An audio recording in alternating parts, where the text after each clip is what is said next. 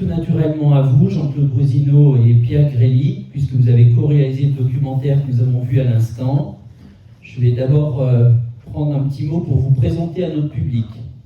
Alors Pierre Grély tout d'abord, vous êtes né à Choulais, vous avez des arrière-grands-parents qui sont nés à Saint-Cergue et vous êtes établi à Choulais.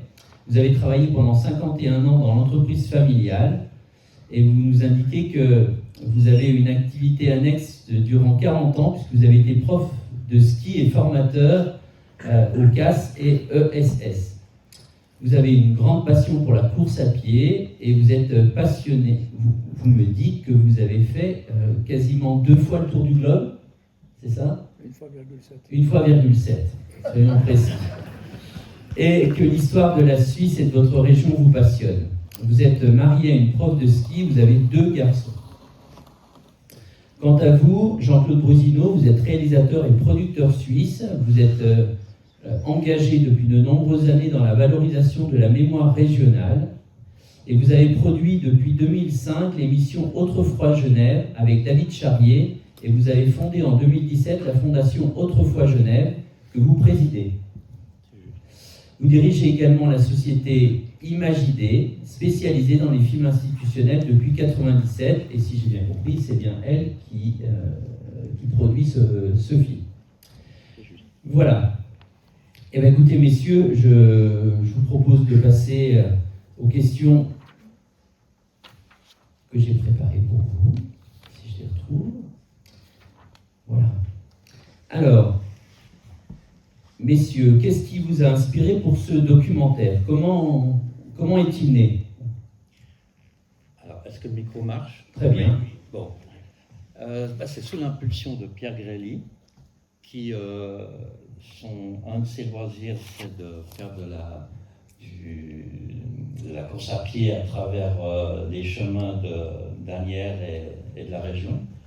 Et à force d'après ce que j'ai compris, il l'expliquera mieux que moi, mais il sentait qu'il y avait quelque chose à raconter autour de ce sentier qu'il courait et qu'on pourrait faire quelque chose. Alors, comme on se connaît depuis un moment, il m'a appelé, il m'a dit il y aurait quelque chose à faire, est-ce que tu serais partant à faire un film sur cette région, les passeurs et la filière de Louvain. Voilà comment. C'est sous l'impulsion de Pierre.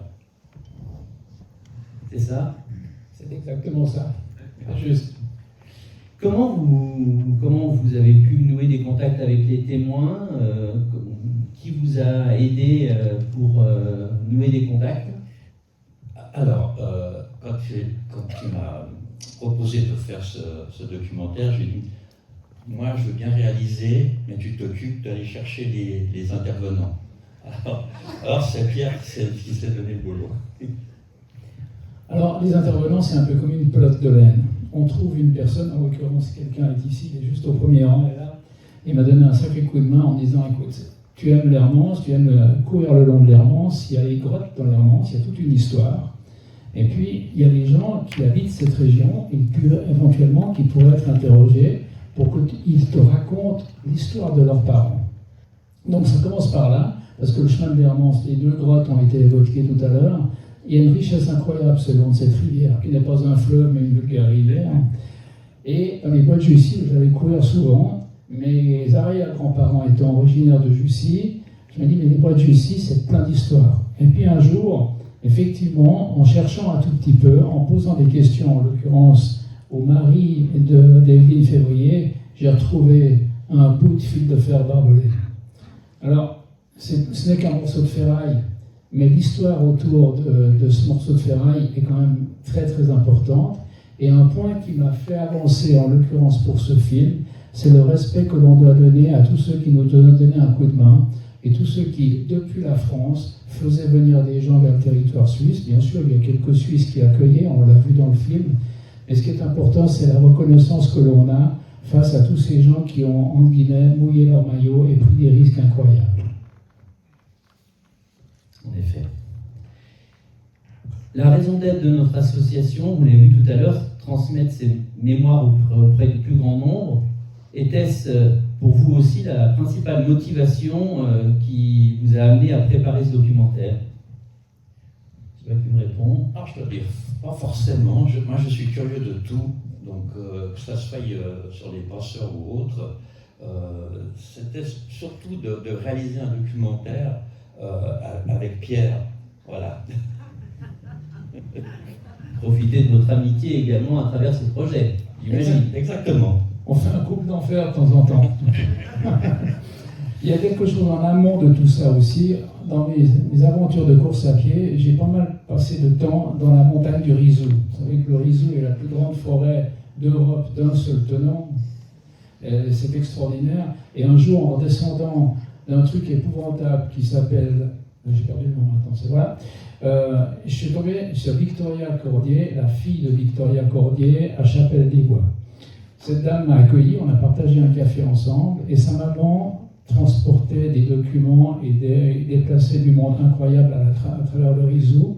Et à travers ces trois personnages que j'ai pu étudier, ça veut dire Victoria Cordier, Raymond, j'ai perdu son prénom également aussi, et Fred Raymond, ces trois personnages qui ont vraiment, comme ici autour de notre région de Jussy, Saint-Cergue, etc., ont fait un boulot incroyable en prenant des risques. Et c'est par reconnaissance face à tous ces gens-là que je me suis adressé à Jean-Claude en disant « Bon, et si on faisait quelque chose ?» Dans le cadre de votre réalisation de ce film, est-ce qu'il y a une rencontre avec un témoin qui vous a particulièrement marqué ? Est-ce qu'il y a un moment qui a été pour vous particulièrement émouvant et marquant ? Le témoin le plus émouvant, je ne l'ai pas rencontré, c'est Léon Balland. Mais je ne l'ai pas rencontré. Autrement, pour reprendre l'autre question de la précédente, c'est de réaliser un documentaire comme ça, peu importe le sujet, c'est la rencontre avec les gens. Ça, c'est vraiment c'est passionnant et enrichissant. Voilà. Oui, puis on rencontre une personne qui nous parle et qui tout d'un coup nous dit « Mais vous devriez aller interroger Madame Machin ou Madame Dupont ou Monsieur Durand. » Ça se défile comme une pelote de laine. Et après, c'est un plaisir incroyable quand on se retrouve avec Monsieur Meury autour d'une table et puis qu'on pose une question et qu'il faut trouver la sortie de la question parce qu'il y a une grande réponse qui dure très longtemps et qui est passionnante. Merci Laurent. Ce documentaire, comment a-t-il été accueilli ? Quelle diffusion a-t-il connu ? Alors on a fait d'abord une première diffusion à Asnières, devant les intervenants et les personnes concernées, déjà pour voir si on n'a pas fait des bourdes ou quoi que ce soit. D'ailleurs on en a fait, comme ça on a pu rectifier certaines erreurs. Ensuite on l'a présenté à Saint-Cergue lors de la commémoration du 8 mai. Il a passé sur la chaîne du Grand Genève TV et je l'ai passé il n'y a pas très longtemps aux aînés du patrimoine de la communauté genevoise juive. Voilà. Si c'est juste, je sais pas. Voilà.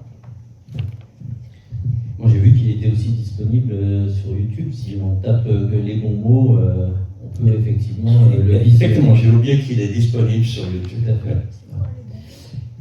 Quels sont vos prochains projets ? Est-ce que vous avez d'autres projets de réalisation ?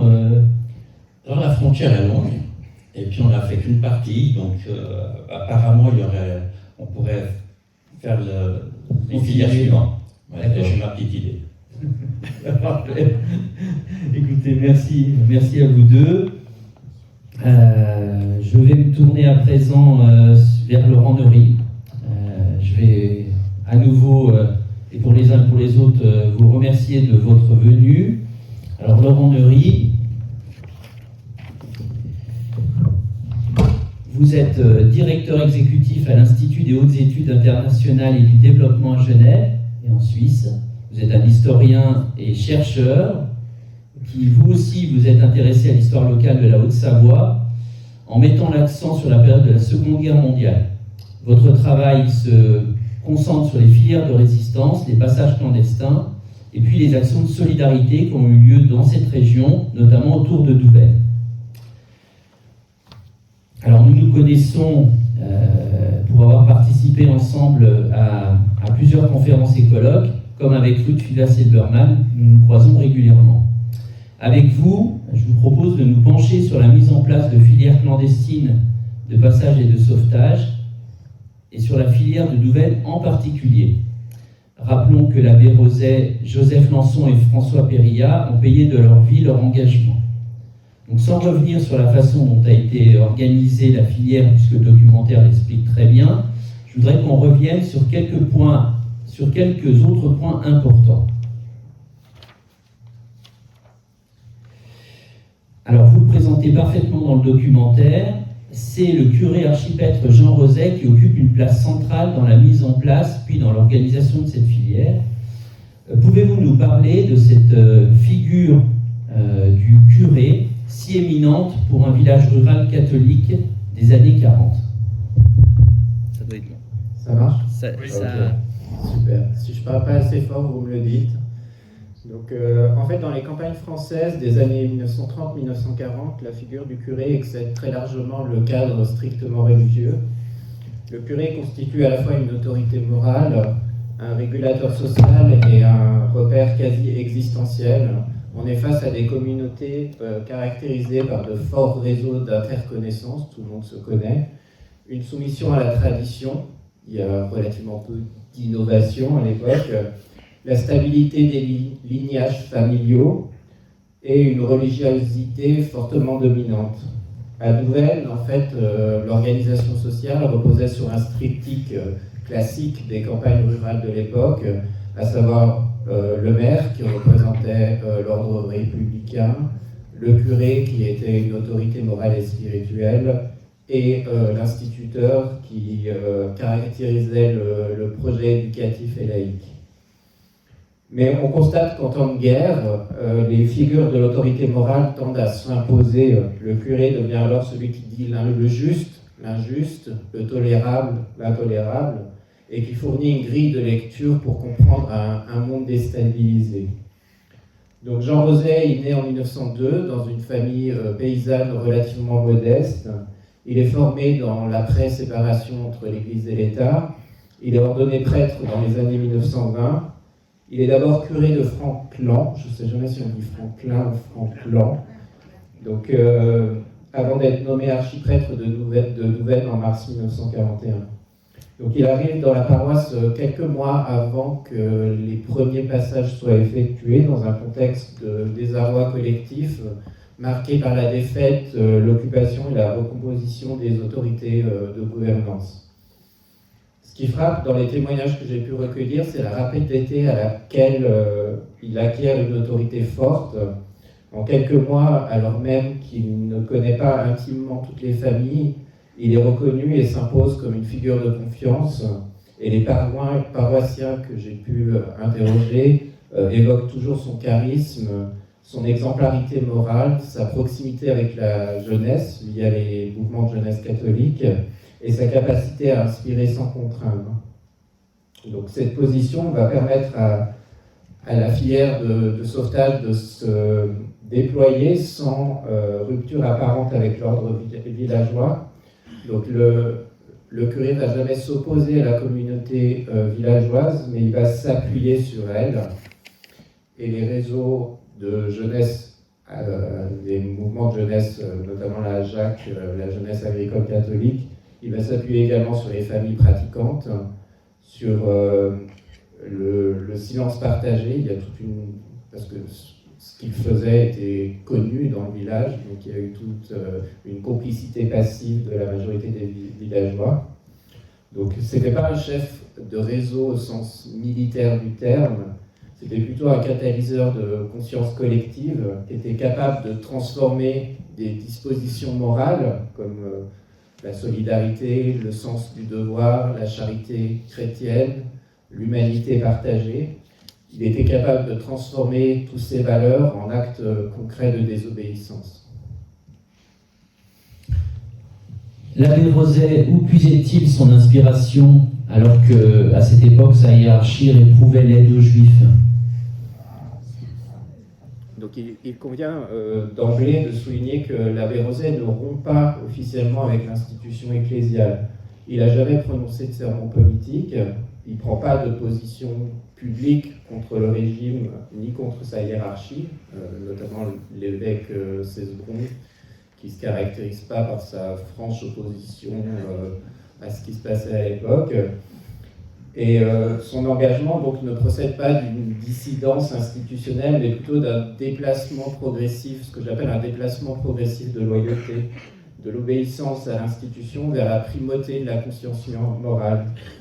Donc la première source d'expérience, d'inspiration qui va motiver son acte, c'est l'expérience directe, quasi physique de la détresse. Dès la fin de 1941, il y a des familles juives qui arrivent pour demander de l'aide. Les mouvements vont s'amplifier après les rafles de l'été 1942, au moment où la solution finale de la question juive se met en place en Europe occupée, et où se déclenchent les grandes rafles de l'été 1942.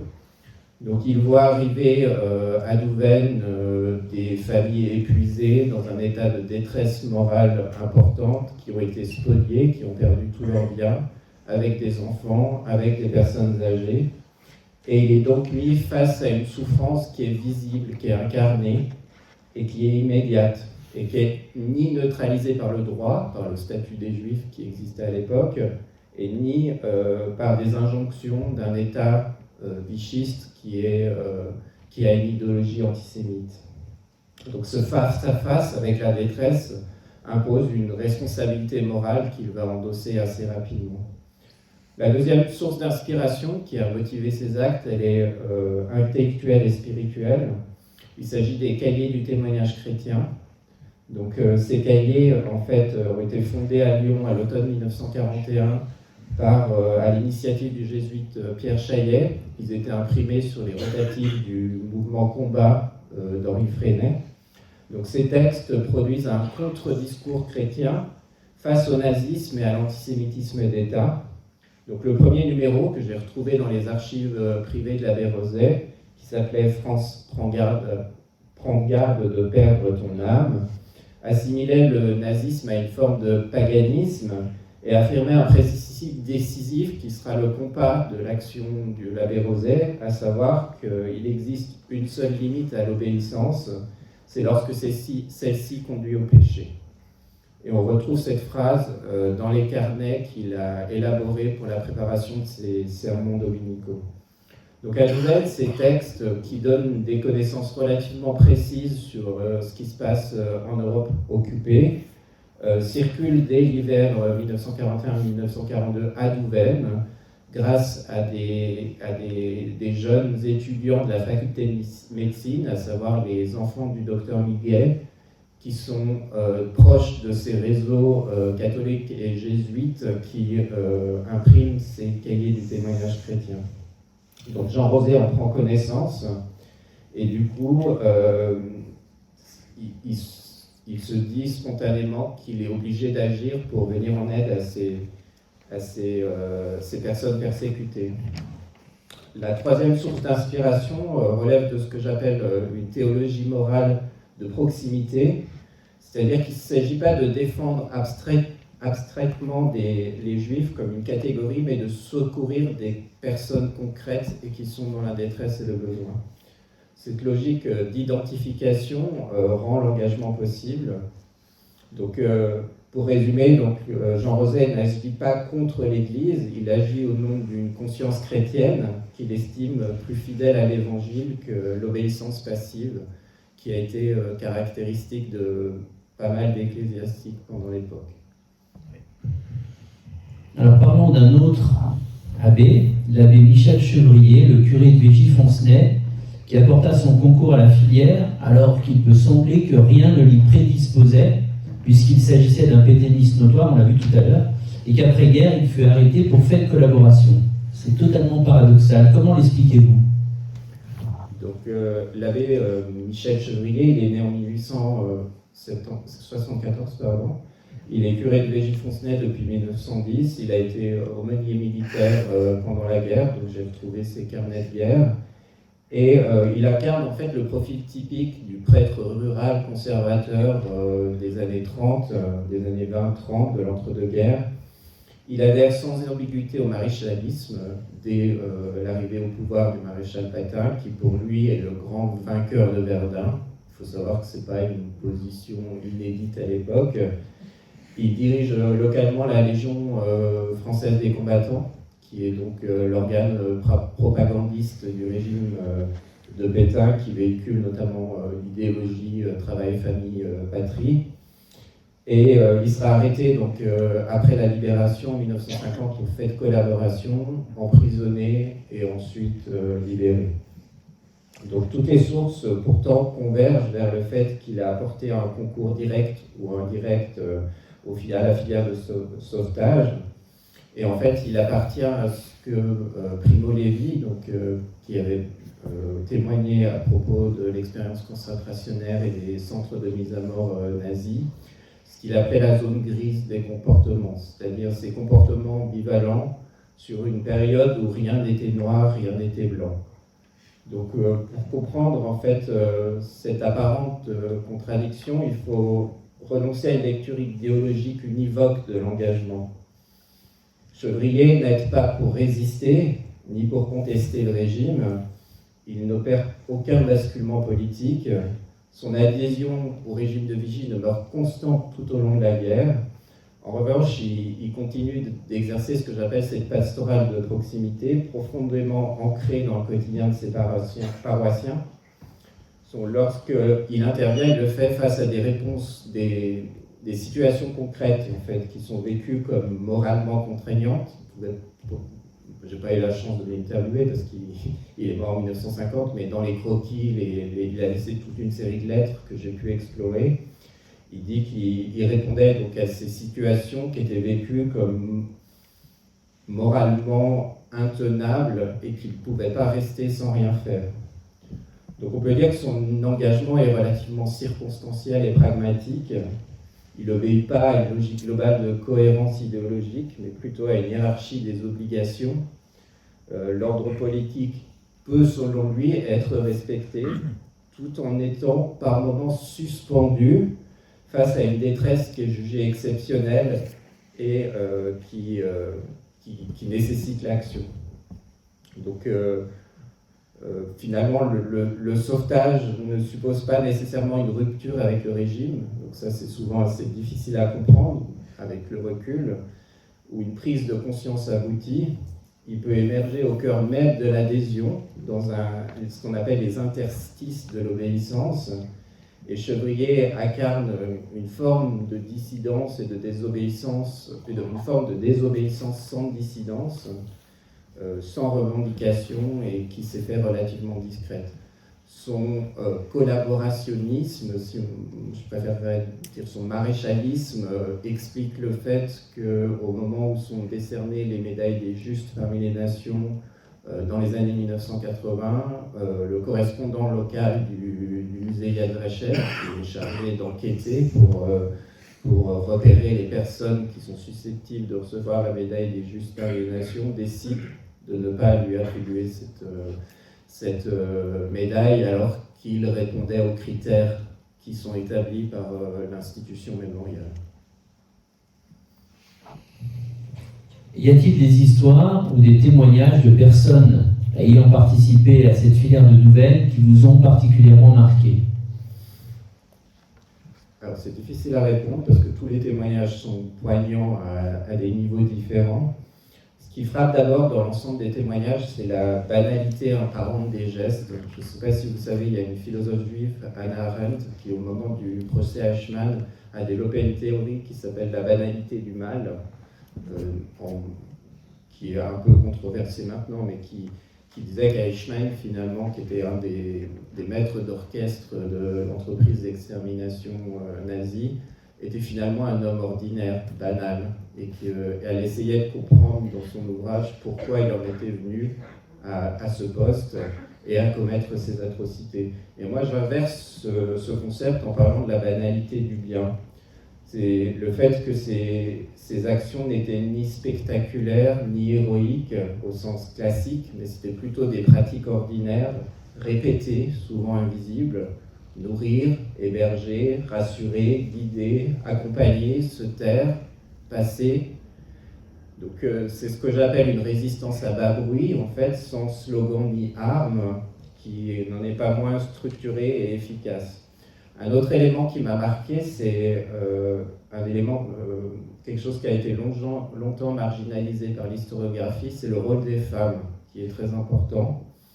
Donc elles assurent au sein de la filière, notamment Marie-Louise Wettchen-Lefebvre, dont la maison de ses parents est mitoyenne de la cure de Douvaine.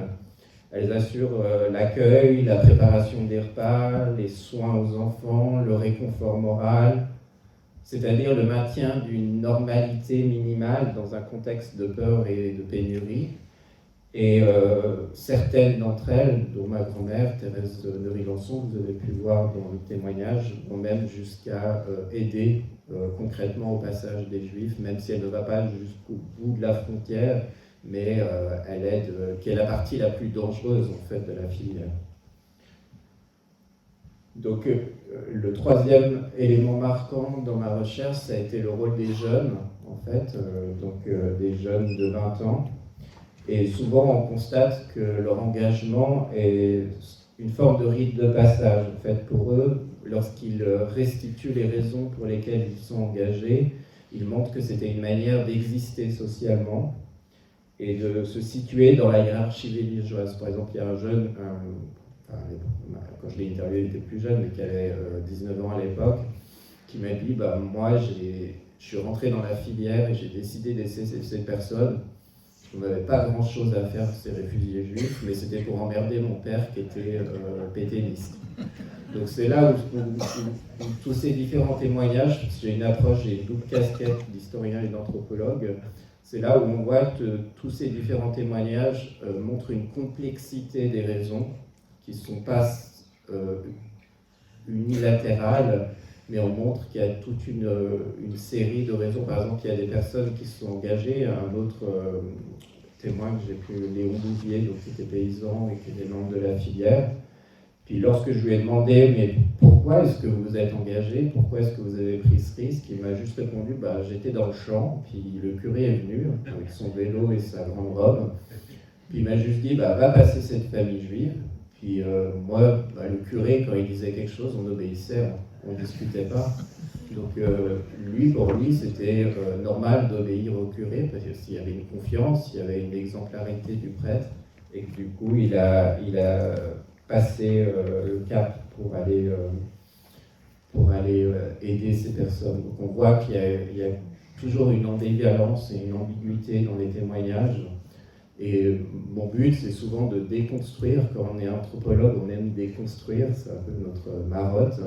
Donc le but, c'est de déconstruire l'historiographie telle qu'elle s'est construite à la fin de la guerre, où on a constaté une héroïsation des engagements résistants, et où maintenant on essaye de montrer, notamment grâce aux travaux d'histoire orale, que l'engagement était plus complexe qu'il n'y paraissait, et qu'il pouvait y avoir des raisons plus obscures.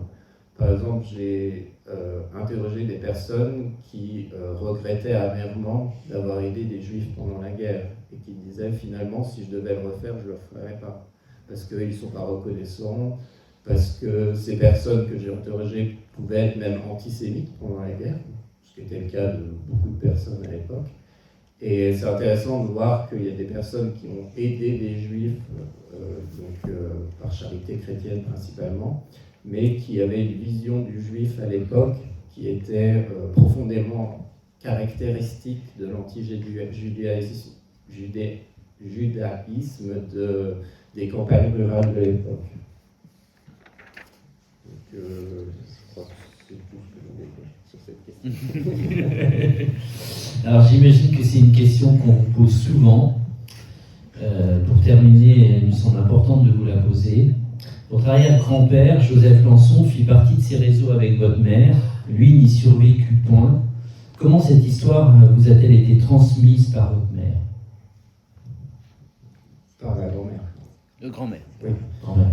Donc cette histoire m'a été transmise de manière fragmentée, je dirais, pudique et non héroïsée. En fait, elle circulait dans la famille comme une forme de tabou, sous forme d'allusion, de silence, de non-dit. Ce n'était pas vraiment un récit structuré, tel qu'on peut le voir dans certaines familles de résistants politiques, par exemple. Ma grand-mère en parlait relativement peu. Il faut savoir que ça a été un traumatisme parce qu'elle a perdu son père en déportation après avoir vécu l'enfer d'Auschwitz. Elle a été incarcérée au Pax, donc la prison d'Annemasse, la prison du SD, qu'on appelle plus communément la Gestapo.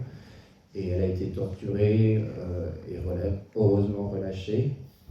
Donc la disparition de mon arrière-grand-père était comme une absence lourde.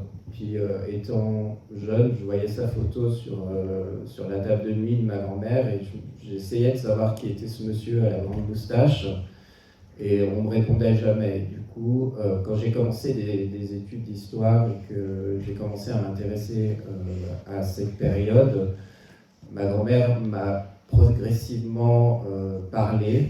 Et c'est aussi le moment où il y a pas mal de familles juives qui sont revenues sur les lieux de leur passage pour redécouvrir, en fait, reconstituer leur parcours. Et du coup, elles aboutissaient chez ma grand-mère, parce on les envoyait chez elle, et puis en fait, ma grand-mère ne conduisait pas. Et j'étais la personne qui véhiculait ces familles jusqu'à la frontière. Donc du coup, ça m'a amené aussi à entendre tous ces témoignages et à décider ensuite de faire un doctorat sur le sujet pour approfondir. Après, la question peut-être qui va être posée, c'est la question de l'objectivité de l'historien. Donc, pour être totalement clair, je ne crois pas du tout à l'objectivité de l'historien. C'est un concept qu'il faut totalement dépasser. On est nécessairement subjectif. Et en tant qu'anthropologue, on est amené à réfléchir en fait sur qu'est-ce qui constitue notre subjectivité de chercheur par rapport à d'autres sujets.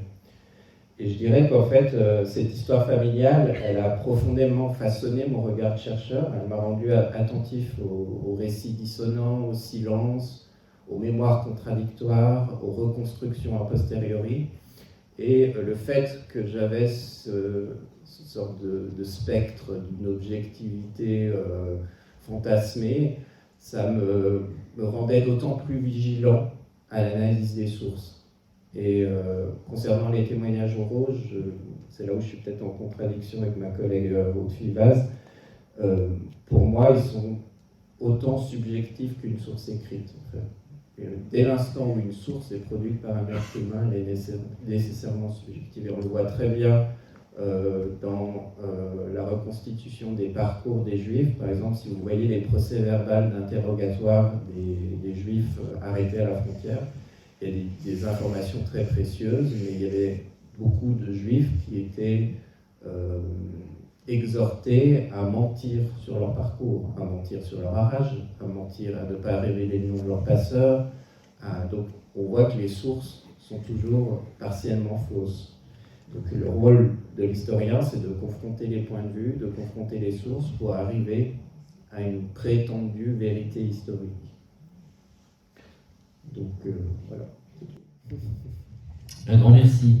Un grand merci à vous. Je crois qu'on peut vous applaudir.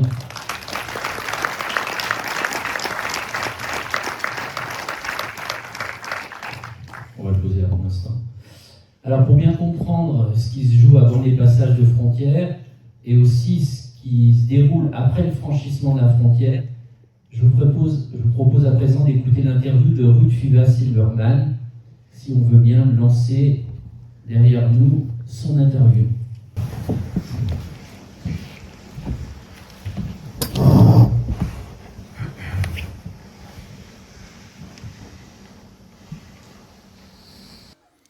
Bonjour Ruth Fivaz-Silberman. Vous êtes une historienne suisse, spécialiste de la Seconde Guerre mondiale. Vos travaux sont reconnus et vous êtes l'autrice d'un livre, La fuite en Suisse, les Juifs à la frontière franco-suisse durant les années de la solution finale, qui est une référence sur la question des passages de frontières et des réseaux de sauvetage. Vos recherches en particulier mettent la lumière sur le rôle complexe de la Suisse en tant que refuge. Vous avez fait partie de notre comité historique pour la rédaction des pôles de ce parcours mémoriel qu'on voit là juste autour de nous. Et vous avez œuvré pour la rédaction des pôles dédiés d'une part aux flux migratoires, aux filières de sauvetage, aux politiques mises en œuvre à la frontière de part et d'autre, et enfin, de l'autre côté du mur, à l'accueil du côté suisse. Nous sommes ravis de vous recevoir à nouveau et nous vous remercions, Ruth, d'avoir accepté notre invitation à cette conférence historique. Je vous remercie beaucoup. J'ai eu un plaisir immense à travailler pour le Juvénat. Et je trouve que la réalisation du mur, du parcours du mur, est magnifique. Et je la recommande à tous les historiens qui s'intéressent à la question. Alors, je vous propose de vous poser quelques questions. À travers l'évocation de la filière de Douvaine, Laurent Neury décrivait dans le film que nous venons de voir, il présentait l'organisation des passages à travers la frontière, le courage des passeurs. Et avec vous, Ruth, j'aimerais qu'on examine ensemble ce qui se passe avant l'arrivée de ces familles juives près de la frontière et ensuite, quel accueil est fait ou non à ces familles du côté suisse. Tout d'abord, Ruth, d'où venaient ces familles? À partir de quand se mirent-elles en chemin? Alors, la fuite en Suisse, proprement dit, concerne les 3 pays qui ont été envahis par l'occupant allemand nazi en mai et juin 40. Donc, les Pays-Bas, la Belgique et la France. Quel est l'élément déclenchant? Ça n'est pas l'occupation en 40, c'est le commencement de ce qu'on a appelé la solution finale de la question juive au printemps 1942. Plus exactement, lorsque la déportation des familles vers l'Est commence, c'est le 5 juillet aux Pays-Bas, le 22 juillet en Belgique. Et la France, vous allez me demander, de France occupée, eh bien on ne vient pas vers la Suisse. Dans un premier temps, on va massivement vers la zone non occupée, où les Juifs pensent qu'ils vont trouver refuge. Après tout, ça reste le pays des droits de l'homme. D'accord, il y a un gouvernement qui est différent, mais enfin ça reste la France. Mais lorsque la France de Vichy, le régime de Vichy, bascule l'été 42 dans le crime d'État, faut l'appeler par son nom, alors là, les passages se multiplient en direction de la Suisse, et notamment en direction d'Annemasse, et notamment donc du Juvénat. Cette fuite se fit-elle de manière improvisée ou existait-il des filières de fuite et de sauvetage? Alors, au début, en 1942, c'est essentiellement des réactions de panique. On est tout à coup convoqué pour un camp, pour un départ mystérieux vers l'Est. Alors, beaucoup de Juifs comprennent que cette fois, ça ne touche pas que les hommes, que ça ne peut pas être un camp de travail si on convoque des vieillards et des invalides et des enfants. Et là, ils partent. Seulement, personne ne part tout seul sans aide. Ils trouvent sur place, aux Pays-Bas, en Belgique, en France, des gens qu'ils vont contacter et qui vont plus ou moins les aider. Généralement moyennant paiement et moyennant des sommes qui ont parfois été absolument exorbitantes. On a une famille de Hollande, sont des banquiers, on dirait. Ils ont payé 600 000 francs français de l'époque pour arriver de Rotterdam à Lons-le-Saunier. C'est presque 600 000 euros. Il faut savoir que le franc français de l'époque, au pouvoir d'achat, c'est presque notre euro. Bon. Par la suite, des filières bénévoles, humanitaires se mettent en place. Dès l'été 42, on a la CIMAD, qui travaille essentiellement depuis le Chambon, mais pas que, et qui amène bénévolement des gens en Suisse, par tout petits groupes. On a l'Amitié chrétienne de Lyon, avec l'abbé Glasberg, qui vont organiser des passages. Seulement, ces filières, elles aussi, vont faire appel à des passeurs pour le dernier kilomètre, si j'ose dire. Là, il va falloir trouver un peu d'argent. Et on le trouve. Et puis surtout, la résistance juive s'organise. L'œuvre de secours aux enfants, qui est un organisme médico-social, les éclaireurs israélites de France, et ensuite le mouvement de la jeunesse sioniste vont s'organiser de manière rigoureuse, vont planifier des convois, ils seront accompagnés avec des relais qui seront sécurisés. Ils arrivent près de la frontière et là aussi, le dernier kilomètre, ce sont des passeurs rétribués qui ont pratiquement tous été parfaitement corrects et loyaux et ont fait leur travail jusqu'au bout. Ça coûtait quelque chose. En 1944, passer une personne, c'est 5 000 francs, presque 5 000 euros. Donc quand vous avez des groupes de 20 ou de 30, il faut trouver l'argent. Il sait toujours trouver. On mettait à contribution les parents quand ils ne pouvaient pas. C'est l'argent du joint américain qui passait par des voies très mystérieuses en France. Il est toujours arrivé à temps. Très bien. Est-ce qu'on est capable d'estimer le nombre de ces personnes qui se sont mises en route vers la Suisse? Alors, les personnes qui se sont mises en route, non. Mais les personnes qui sont arrivées jusqu'à la frontière, qui ont touché la frontière, c'est tout le tour. Hein. C'est du territoire de Belfort jusqu'au bout de la Haute-Savoie, Oui, oui. là où c'est la frontière italienne. On les estime à 16 000. Mais pour cela, on a des archives, on a des notations dans les archives françaises, les archives suisses, on a des notations nominales et parfois seulement numériques, mais on a de très bonnes archives. Mais en amont, qu'est-ce qui se passe avant d'arriver à la frontière? Il y a eu des centaines, des milliers d'arrestations en route. Alors on peut reconstruire en partie. Qu'est-ce qui s'est passé dans les départements de l'arc jurassien, le Doubs, le Jura? On peut prendre les dossiers des déportés. Quand ils se font arrêter assez près de la frontière, on pense bien qu'ils venaient en Suisse, n'avaient aucune autre raison. On a au moins 600 déportés qui ont été arrêtés dans ces départements. Ça veut dire, j'ai pu faire un calcul, ça veut dire qu'au moins le double ont été arrêtés à proximité de la frontière. Pour la Haute-Savoie, on connaît encore beaucoup mieux le chiffre des personnes arrêtées, personnes juives arrêtées.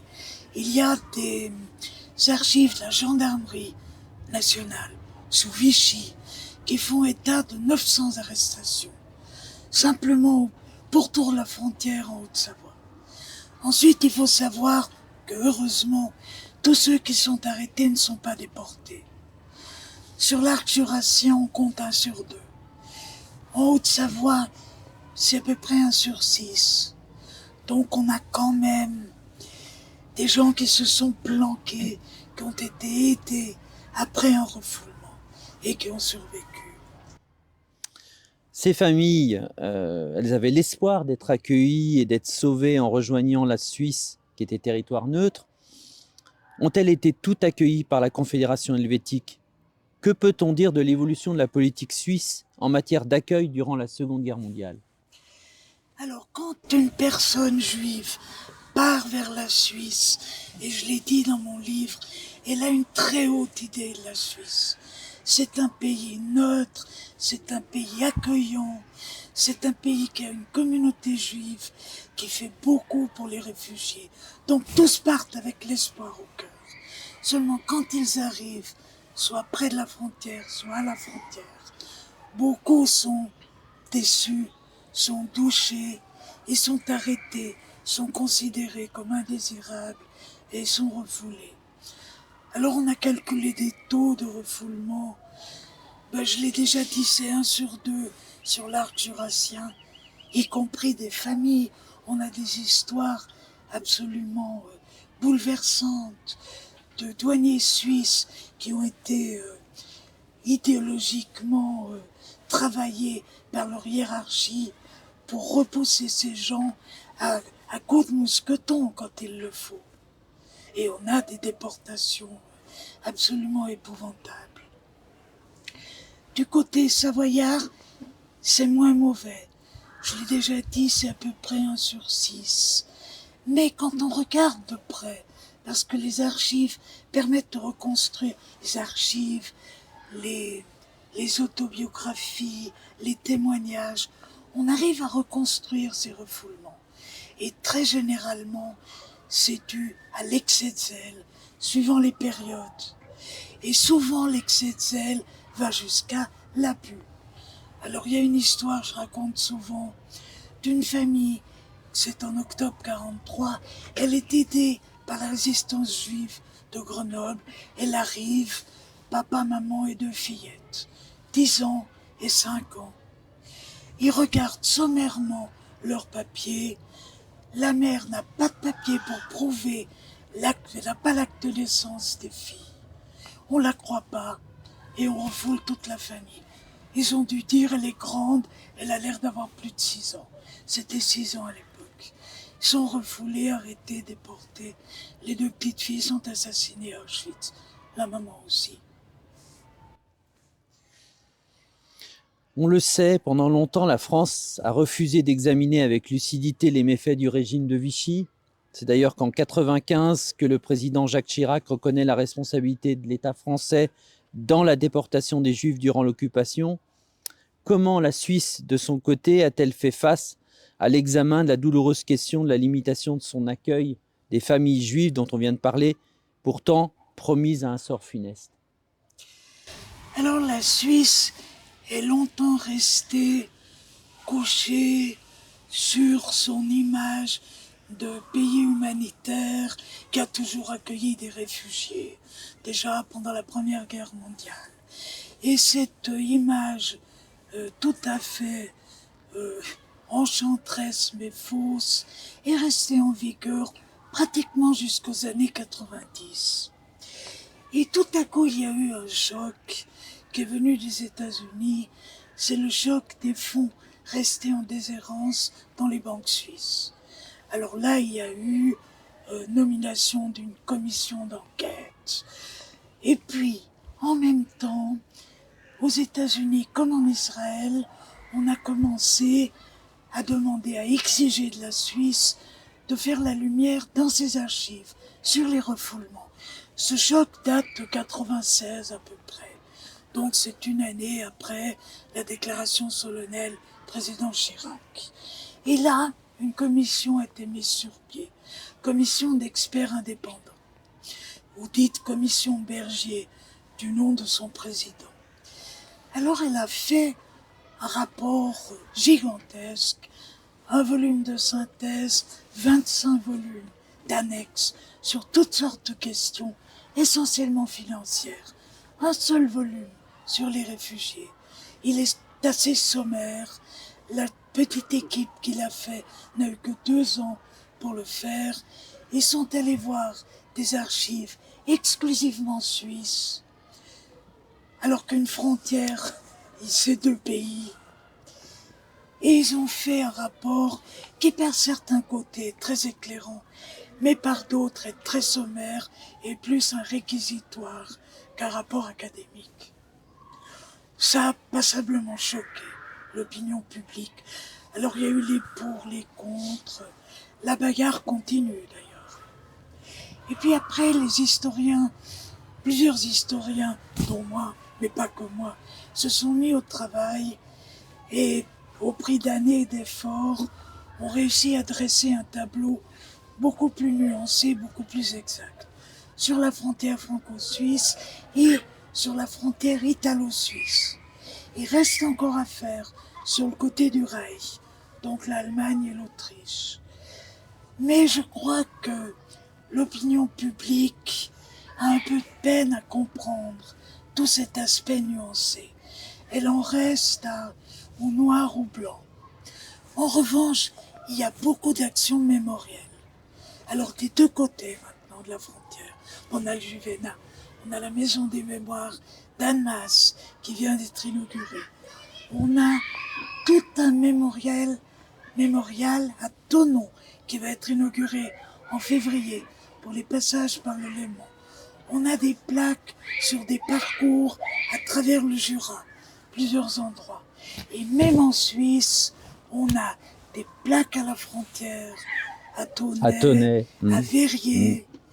Et puis on va avoir un mémorial suisse à Berne, dont le programme pour moi est encore un peu flou. Mais enfin ça va se faire, donc il y a beaucoup de progrès de ce côté-là. Très bien, merci Ruth, merci d'être là pour notre conférence. À bientôt. Merci.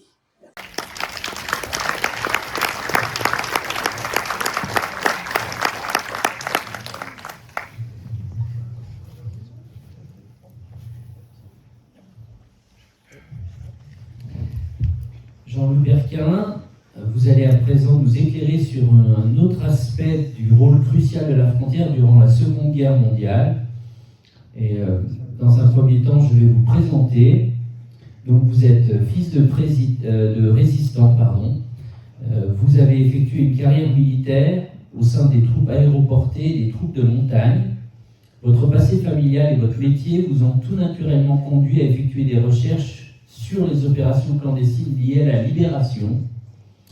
Vous êtes alors après signalé par des parutions d'articles et d'ouvrages remarqués sur cette guerre de Londres livrée par des agents spéciaux alliés parachutés en France occupée. Grâce à cette documentation personnelle, et puis aussi grâce et surtout à l'amitié de vétérans, la proximité avec de nombreux conservateurs de musées à travers toute l'Europe, vous êtes désormais un spécialiste reconnu en ce qui concerne les opérations clandestines réalisées en France occupée. Je vous propose de vous poser un certain nombre de questions qui vont nous permettre de relier cette frontière à ces actions de résistance. Le documentaire effleure seulement cet autre rôle de la frontière, celui d'avoir été le théâtre des échanges transfrontaliers des réseaux de résistance. Est-ce que vous pouvez nous en parler? Oui, bonsoir. Donc, dans un premier temps, je pense qu'il faut situer les choses. C'est-à-dire que la résistance en France, il y a eu un premier temps où il y a eu des mouvements. Donc les mouvements, c'était politique, c'était une réaction à l'occupation, et ça va se traduire par la presse clandestine, qui est très connue. Et en France, on a quand même deux étapes. On a la zone nord qui va être occupée tout de suite par les Allemands avec de la répression, donc SIPO-SD, etc. Et une zone sud qui est orchestrée par Vichy, où c'est beaucoup plus calme. Notamment, par exemple, au niveau de la frontière ici, jusqu'au passage de la ligne en 1942, par les Allemands, suite au débarquement d'Afrique du Nord, on peut dire que la frontière, les passages sont pratiquement comme avant-guerre. Il y a quelques contrôles, mais c'est très récent. De l'autre côté, du côté de Londres, qu'est-ce qui s'est passé? Churchill, tout de suite, a eu cette formule, mettez le feu à l'Europe, c'est-à-dire effectuer des sabotages, attaquer les Allemands par toutes les manières que l'on peut faire, sur l'économie, sur l'armée, etc. Donc il va créer le Special Operation Executive, qui est un service qui va entraîner ce qu'on appelle l'action. Donc c'est toute cette partie transmission clandestine, puisqu'on va s'échanger des messages par radio, des parachutages, des posées d'avions, du sabotage, etc. Parallèlement, les services qui vont être créés par le général de Gaulle au niveau de la France libre, donc dans un premier temps un deuxième bureau, puis un BCA, Bureau Central de Renseignement et d'Action, qui va aussi être un réseau de renseignement et d'action. Et les Américains vont créer l'OSS, l'Office of Strategic Service. Là, on va avoir des agents qui vont être formés dans les écoles, donc ils vont savoir opérer clandestinement, connaître les techniques de parachutage, de transmission radio, etc. Les premières missions, par exemple, si on prend le DCRA, sont dès juin 40. Sur la demande des Anglais, on va envoyer des agents, là, à ce moment-là, c'est principalement par la côte, par la mer, pour voir ce qui se passe, qu'est-ce qui se passe en France, qu'est-ce qu'il faut comme papier pour circuler, parce que par exemple, quelqu'un qui est en âge d'être militaire, qui n'est pas prisonnier, ben, qu'est-ce qu'il fait là? Il n'est pas militaire, donc il y a des certificats de démobilisation, etc. On peut noter par exemple que sur une des premières missions, on a Fourcault qui reviendra ici en janvier 1944 avec la mission Union, qui dès sa première mission en 1940, il a une adresse de repli à Genève. Donc là, je ne sais pas plus aller creuser plus loin, mais il a une adresse de repli à Genève. Donc on voit déjà que tout de suite qu'il y a eu des liens avec la Suisse. Un autre aspect qui est à prendre aussi, C'est le sens contraire. On a Valet d'Ozia, donc le fameux chef du 27e BCA, qui va initier la résistance en Haute-Savoie, qui lui dit qu'au début, en 40, ils reçoivent 30 à 40 prisonniers évadés français qui arrivent de Suisse. C'est-à-dire qu'ils se sont évadés, parce qu'au début, les Allemands, quand ils ont fait des prisonniers, ils ne s'attendaient pas à faire autant de prisonniers. Donc ils ont fait des Franzstalag, c'est-à-dire des espèces de camps près de l'endroit où ils ont capturé les prisonniers, avant de créer des stalags et des oflag en Allemagne. Donc de ces Franzstalag, il était relativement facile de s'évader. De toute façon, toujours plus simple de s'évader tant qu'on n'est pas des lignes ennemies que quand on est au fin fond de l'Allemagne, voire de la Pologne. Donc il y a ces 30 à 40 prisonniers qui arrivent sur Annecy à cette époque-là. Un autre aspect qui n'a pas été évoqué, on en a parlé tout à l'heure avec les réalisateurs, c'est les aviateurs anglais ou américains qui aussi, alors il y a un moment, il y a un aérodrome au nord de la Suisse, vous savez, au moment des grandes opérations de bombardement sur l'Allemagne, bon, il y avait de la FLAC qui s'était descendue, donc il y en a qui sautaient en parachute, qui tombaient sur des filières d'évasion qui étaient créées, et qui avaient ramené ces gens-là vers l'Espagne ou vers les côtes de Bretagne pour les ramener sur l'Angleterre, c'est plusieurs centaines. Hein. Et il y en a carrément qui prenaient le choix de se poser en Suisse. Donc on a une photo d'un aéroport suisse qui est rempli de B-24 et de B-17. Et ces aviateurs anglais et américains vont être stockés dans des grands hôtels un peu en montagne. Ils sont bien, hein, ils sont détenus. Mais il y en a quand même qui vont s'évader et qui vont passer par la France. Alors à ce titre-là, par exemple, il y a un réseau qui s'appelle le réseau Françoise, qui était issu d'un réseau précédent qui était anglais, Pat O'Leary, mais le réseau Françoise, donc avec Françoise Dissart.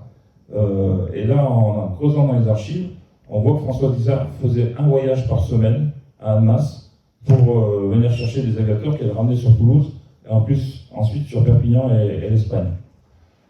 Ces réseaux, donc, qui sont créés par des gens qui ont été formés aux techniques clandestines, etc., quand ils vont arriver sur les passages en Suisse, ils ne vont pas vouloir se mélanger à des passages, notamment de réfugiés juifs, etc., parce qu'on ne sait pas ce qu'il y a. C'est-à-dire qu'il faut bien prendre conscience que l'autre problème aussi pour cet aspect suisse, c'est qu'on communique en faisant du morse, mais des photos ou des plans, ça ne passe pas en morse. Donc il y a un moment, il faut que ces versions papier, ou même par exemple on a le cas d'une dame ici qui avait un réseau Marco Polo, qui avait un compas de V1 à un moment transporté, et qui partait sur un réseau. Donc il faut les passer en Suisse, et de Suisse ils vont partir avec la valise diplomatique sur l'Angleterre et l'Amérique. Donc c'est pour ça qu'il y a tous ces réseaux, et sur Annecy, je suis monté moi à 40, enfin sur Annecy parce que je suis annécien, donc sur la Haute-Savoie, je suis monté à 40 réseaux homologués qui vont et viennent en Suisse. Alors qu'est-ce que c'est qu'un réseau homologué? À la fin de la guerre en 1947, donc il a fallu faire l'état de la résistance. Et à ce titre-là, donc les réseaux sont signalés, et il y a des commissions qui ont désigné, oui, ce réseau effectivement a bien travaillé, etc. Sur un réseau homologué, on a donc des dossiers de réseau qui sont au service historique de la défense à Vincennes, qui vont comprendre plusieurs cartons. Un premier carton, c'est l'historique du réseau. Comment ce réseau est né, par qui étaient les chefs, etc. Alors, c'est fait en 1947. Des fois, il y a des réseaux qui ont été complètement exterminés pendant la guerre, donc l'historique, il est restreint. Et ensuite, vous avez les listes des agents. Donc, ces listes des agents sont compris en 3 catégories. Alors, c'est le P0, donc c'est quelqu'un qui fournit de l'aide au réseau en traitant un champ pour un parachutage, etc. P1, c'est quelqu'un qui est dans le réseau, mais qui assume ses fonctions. Alors, on va revenir dessus, parce que je vais vous expliquer un peu, par exemple, ce qui se passe ici. Et P2, c'est quelqu'un qui est passé dans la clandestinité. C'est-à-dire que lui, il a changé de nom, etc. Il est devenu un clandestin. Il y a beaucoup de P2, et j'ai eu la réponse il n'y a pas très longtemps.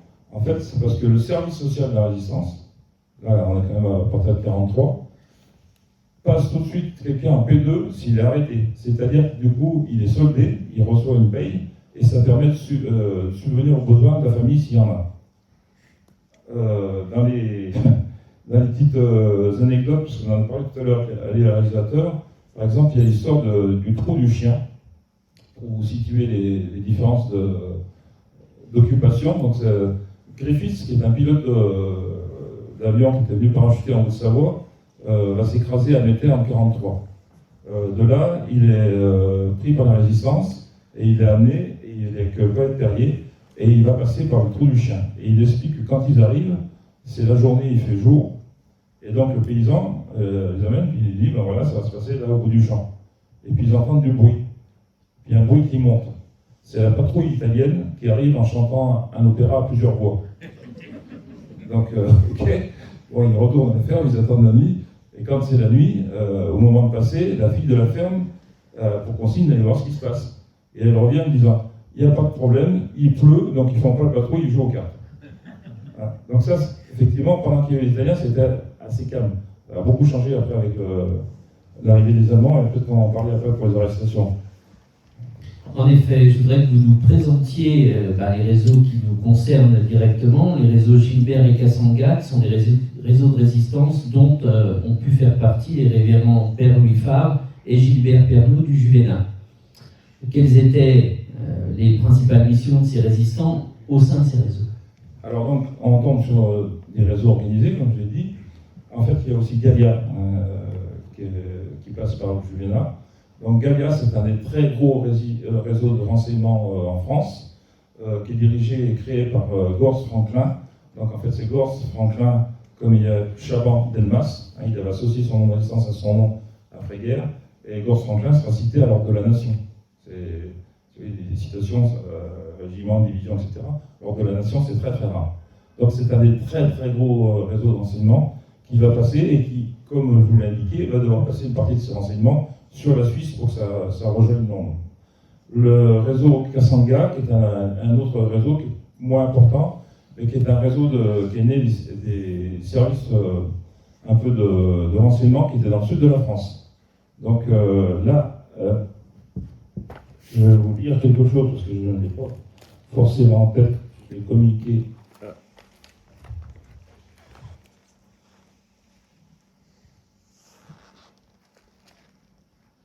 Oui, alors je vous disais donc qu'à Vincennes, il y a les dossiers des gens des réseaux.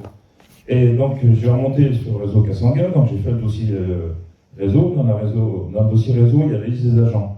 Donc j'ai relevé les Savoyards et Hauts-Savoyards. Donc en T1, donc des gens qui conservent leur activité et qui sont au profit du réseau. Donc j'ai un Paul Vidal qui habite 18 boulevard Gambetta à Chambéry. J'ai une Martine Grossior qui est l'agent de liaison qui effectue les liaisons entre la Savoie et Lyon. Et après, par contre, quand on passe en P2, donc c'est a priori peut-être qu'ils ont été arrêtés, j'ai Albert Curios, qui était né en 95 de Ville-d'Adran. J'ai Louis Favre, donc ça c'est le père, qui est né en 10, qui est à Ville-d'Adran. Charles Francillon, Ville-d'Adran. Ensuite, je tombe sur Dunoyer Marguerite, qui est à 10 rue 3 d'Or à Chambéry. Gilbert Durand, 2 places du Stade à Chambéry. Il y a beaucoup de Chambériens. Emmanuel Klein, à 58 place Saint-Léger à Chambéry. Guy Delavareille, 9 rue Nivolet à Chambéry. Jean-Marie Saunier, quai d'évêché à Annecy, c'est un père, je pense. Ah non, je dis une bêtise, c'est Saunier, c'est la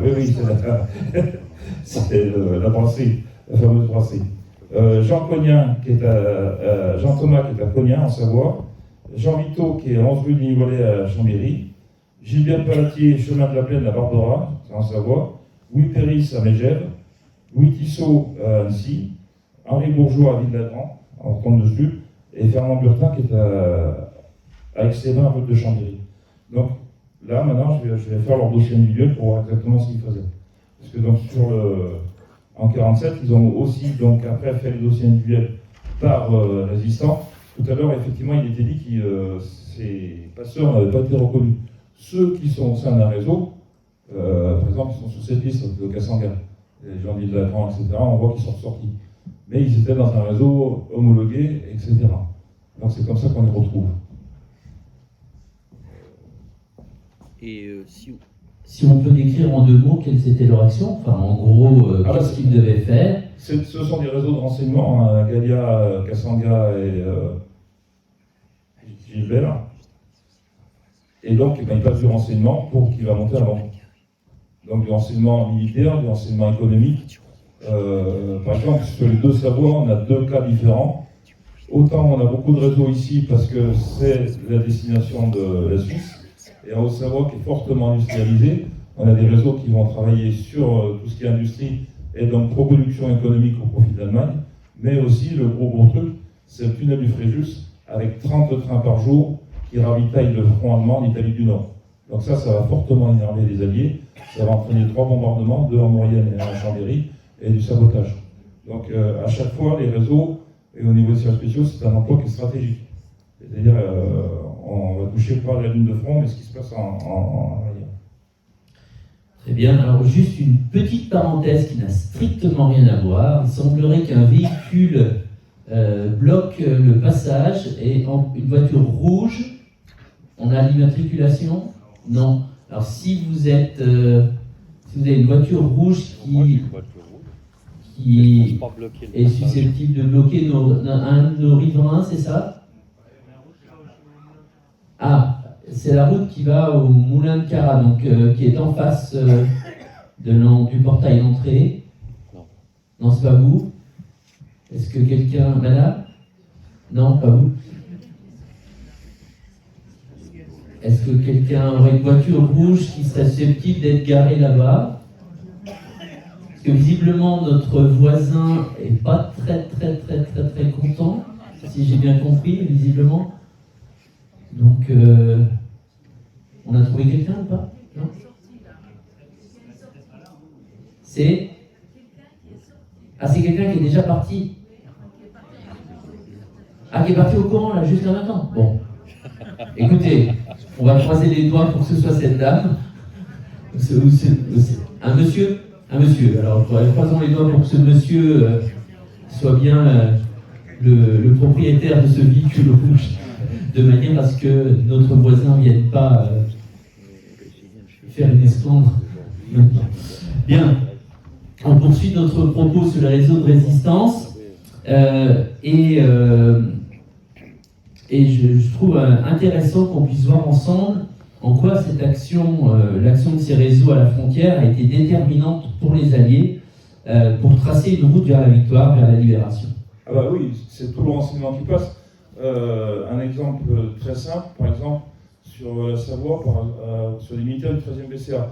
Alors on va voir dans l'évolution des gens la même chose dans l'administration, ce qui se passe en dehors, dans l'armée et dans la police. Alors, dans un premier temps, par exemple, si on prend tout ce qui est chasseur à pain, il y en a qui étaient en Norvège, qui sont revenus, qui ont été dans le Rivier Breton, qui sont rendus, et il y a la création d'une armée d'armistice, où cette armée des Alpes va être continuée, puisqu'on va retrouver 3 bataillons alpins, 6e BCA, 13e BCA, 27e BCA, donc quelque part, ils continuent leur vie normale sous Vichy. Au début, les Français, ils sont plutôt pour le maréchal, hein, il a tout arrêté, avant de tourner à la collaboration.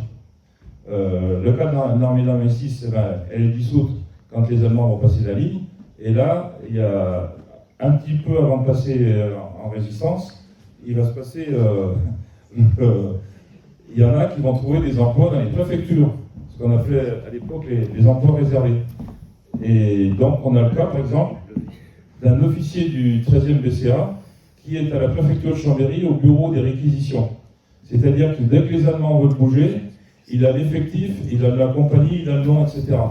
Et effectivement, dans les années 70, le colonel Passy, qui était le chef des services français à Londres, avait dit dans une interview qu'on retrouve à l'INA, qu'en 1944, il ne peut pas avoir une compagnie allemande qui bouge sans que je le sache dans la journée à Londres. Donc c'est mieux que des drones. On parle des drones maintenant. Et là, c'est pareil, quand on fait ces dossiers là, tels que je vous ai décrits. Je vous montrerai, si vous voulez, tout à l'heure, par exemple, le dictionnaire des réseaux. Sur la frange ici, sur un des réseaux, on voit, je retrouve des employés de mairie, des gendarmes, des douaniers, etc. Qu'est-ce que vous voulez contrôler si vous avez la population contre vous? C'est le cas exact, c'est que la population, à un moment, elle va pratiquement collaborer à un très haut niveau, quoi. Donc, les passages, c'est facilité. Si vous avez le douanier, le gendarme, le secrétaire de mairie qui va vous mettre les tampons qui vont bien sur les cartes pour vous faire des fausses cartes, et ça, c'est dans toute la France. Donc, ce travail de réseau d'enseignement, il est essentiel. Et alors, dernièrement, sur une des recherches que j'ai faites à Vincennes, en fait, je travaille beaucoup aussi sur les parachoutages. Et à la fin de la guerre, il y a eu des parachoutages massifs de jour, donc Lièvre, Vercors, les saisies, Co. Et c'était le colonel Ziegler, qui était chef de l'état-major FFI, avec le général Koenig, donc qui avait commandé tous les FFI en France, qui avait lancé ces opérations de jour, qui avait eu l'idée des opérations de jour. Et il y avait des dossiers. Et alors, je demande le dossier, on dit non, c'est trop gros. Par chance, ma compagne, quand on est le service historique de la défense, je lui dis, est-ce que tu peux me donner le listing pour que je commande bout par bout. Et dans ce dossier, il y avait 9 cartons. Et il y a un carton où, à la fin de la guerre, les Américains ont dit aux Français, on veut étudier la résistance française parce que c'est là que ça a mieux marché en Europe. Et donc, il y a une commission qui est faite avec plusieurs officiers français issus des services spéciaux, plusieurs Américains, et qui vont tout reprendre à la vue, depuis le début, Jean Moulin, etc. etc. Ce rapport est phénoménal. Et à mon connaissance, il n'a pas été exploité. Parce qu'on connaît la vue de la résistance par les Français, la vue de la résistance par les Anglais, la vue des Français et des Anglais, mais cette vue franco-américaine juste après-guerre, et où ils disent qu'elle est essentielle, c'est le cas. Généralement, il y a plusieurs témoignages de généraux américains qui estiment que le travail de résistance qui a été fait a 15 divisions. On a, dans les conférences que je fais, par exemple, je vous montre le plan du réseau Bibendum. Donc, qu'est-ce qu'il avait fait? La résistance avait relevé tous les panneaux allemands sur les routes. Et donc, ils avaient les axes des Allemands, nord-sud, est-ouest, etc. En gros, ils ont foutu allemand. Donc, quand il a fallu saboter, on savait exactement où ils allaient passer, c'est plus simple. Merci. On va terminer sur l'épisode de la voiture rouge. Donc, il s'agit d'une 206 rouge, immatriculée EW 127YZ. Voilà, donc, n'ayant pas de réaction en public, je suppose que la personne est bel et bien la personne qui est sortie. Une petite anecdote. Oui. Ouais, une petite anecdote amusante aussi. Je vous ai parlé des pilotes américains qui étaient détenus en Suisse et qui normalement n'avaient pas le droit de partir. Donc on a retrouvé des archives assez récemment d'un témoignage d'un de ces pilotes. Donc il y a la note de bar à l'hôtel, donc c'est une détention qui est quand même plutôt sympa. Mais il a envoyé une carte postale à ses parents où on voit le pont du Mont Blanc à Genève avec le Mont Blanc derrière. Et donc là, on est avant mai 45. Donc nous, on est libérés en août 44. Eux, ils sont détenus jusqu'au 8 mai 45. Et il écrit à ses parents, on voit le Mont Blanc, et si je passais de l'autre côté, je serais en pays libre. Alors qu'il est détenu en Suisse. Bien, hein, ce que je vous dis, la note de bar, l'hôtel est conséquent. Et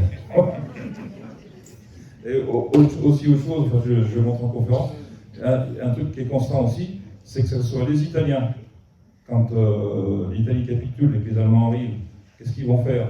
Ils vont se constituer prisonniers en Suisse. Et les Allemands, quand il y a la libération, ils vont se constituer prisonniers en Suisse. Je pense que le statut de prisonnier en Suisse est préférable à pas mal d'autres choses. Merci. Juste à donner un petit mot à Pierre Gréhy, juste avant de passer aux questions. Je fais très court, juste 3 choses qui m'ont paru intéressantes à relever durant ces exposés. Le premier, c'est que tout ce qui s'est passé avec la population juive est dramatique, c'est bien clair, mais le nombre de gens qui ont fui le service du travail obligatoire en passant par les filières, c'est impressionnant. On s'est aussi promené quelque temps en Suisse centrale et voir ce qui s'est passé avec des avions qui se sont posés, des pilotes qui se sont posés. On a entendu parler de ce qui s'était passé dans l'aéroport au nord de la Suisse. Je pense que le nombre de pilotes qui ont passé par ici sont absolument extraordinaires. Et puis les derniers, c'est tous les résistants, c'est tous les gens qui refusaient toute cette capitulation et qui disent à un moment donné, je dois m'en aller de la France et je dois les mettre en sécurité ou aller travailler autrement. Donc ça, c'est à relever, à part Madame Ruth Silberstein qui sort quelque chose de très très clair au sujet de toute la population juive, mais c'est important de dire également qu'il y a des tas d'autres gens qui avaient besoin de sortir. La deuxième chose, c'est qu'au château de Morges, il y a une exposition qui est extraordinaire, qui va jusqu'à l'automne de cette année, 2026, et pour laquelle M. Perquin, je crois qu'il est une fois par mois en conférence là-bas. Non, il y a une conférence par mois qui va être organisée. Donc là, sur le premier trimestre, je ne sais plus la première, mais la deuxième, qui a lieu le 13 février, c'est Christian Rosset, qui est un historien suisse qui a fait un gros travail sur le service de renseignement suisse, parce que les 3/4 des passages, en ce qui concerne les services spéciaux, je pense au moins, sont faits en collaboration avec le service suisse. Donc il y a une collaboration, donc il fait sa conférence au service suisse. Ensuite, en mars, c'est David Van Felten, qui est aussi un historien suisse, Il va nous faire parler justement de ces réseaux qui passaient des deux côtés. Je n'ai pas la programmation, parce qu'il a fait ça par trimestre. Je sais que j'ai un ami qui va parler des radios clandestines le 18 juillet, je crois. Moi, je vais venir faire une conférence sur les parachutages, pas en Suisse, mais en France, pour les Journées européennes du patrimoine. Et ma compagne va venir faire donc, les services spéciaux alliés en octobre. Voilà. Mais donc, les programmes sont visibles sur Château de Morges, et l'exposition est très intéressante à voir. Voilà, puis le dernier point, c'est, étant donné que on s'est un peu mis d'accord avec Jean-Claude pour essayer de continuer ce que l'on a commencé, c'est sûr qu'on est venu ici dans les bois de Jussy ou jusqu'à Almas. Bâle, c'est encore très loin, mais on va rester encore dans le coin. Alors, si les gens peuvent nous apporter des informations, on sera tout à l'heure là-bas au foyer. Si vous avez la possibilité de venir vers nous avec des idées que vous avez, des témoignages que vous avez, éventuellement des documentations concernant tout ce qui se passe à partir de là jusqu'en direction d'Avui ou Croix-de-Rose. Voilà, merci beaucoup mesdames et messieurs de nous avoir accueillis. Voilà. Merci.